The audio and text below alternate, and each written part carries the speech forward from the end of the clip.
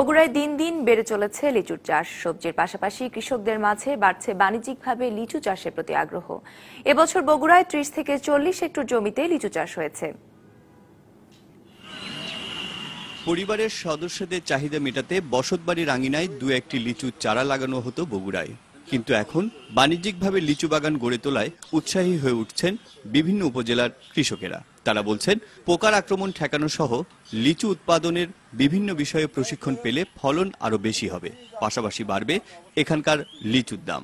যার গোস্ত বেশি, বেশি ছোট্টও বেশি, মিষ্টিও বেশি এবং বাজারে এর মূল্যও বেশি। পোকামাকড়, তারপরে সার কীটনাশক বা ইত্যাদি ব্যবহার করা যায়, তাহলে আমরা আরো ফসল উন্নত করতে পারবো। আমরা ওইভাবে বাজারজাত করতে পারতেছি না, ওই পাইকারিরা আমাদের থেকে খুচরা কিনে নিয়ে যায়। কৃষি গবেষণা ইনস্টিটিউটের তথ্য মতে জেলায় 30 থেকে 40 হেক্টর জমিতে লিচুর চাষ হয়েছে। এবার কয়েক বছরের মধ্যে তা 100 থেকে 120 হেক্টরে দাঁড়াবে বলে মনে করেন কৃষিবিদেরা।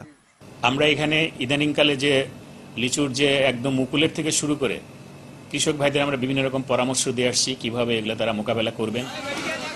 বোম্বাই, চায়না থ্রি এবং মুজাফফরপুরি এই 3 জাতের লিচুর চাষ হলেও স্থানীয় বাজারগুলোতে চায়না থ্রি লিচুর চাহিদা সবচেয়ে বেশি। এখানকার লিচুর স্বাদও তুলনামূলকভাবে অনেক ভালো বলে দাবি ব্যবসায়ীদের। এই লিচুটা বগুড়াতে যেটা ভালো হাই কোয়ালিটি, সেটা 600-700 টাকা সব পর্যন্ত বিক্রি হয়। 120 টাকা, 180 টাকা, চাইলে 240, অর্থাৎ 300-350 টাকা দরে বিক্রি হয়। এবছর বগুড়ায় 2640 মেট্রিক টন লিচু উৎপাদন হবে বলে আশা করছেন চাষিরা, যার বাজার মূল্য দাঁড়াবে প্রায় 70 কোটি টাকা। Rakib Jewel, DBC news, Bogura.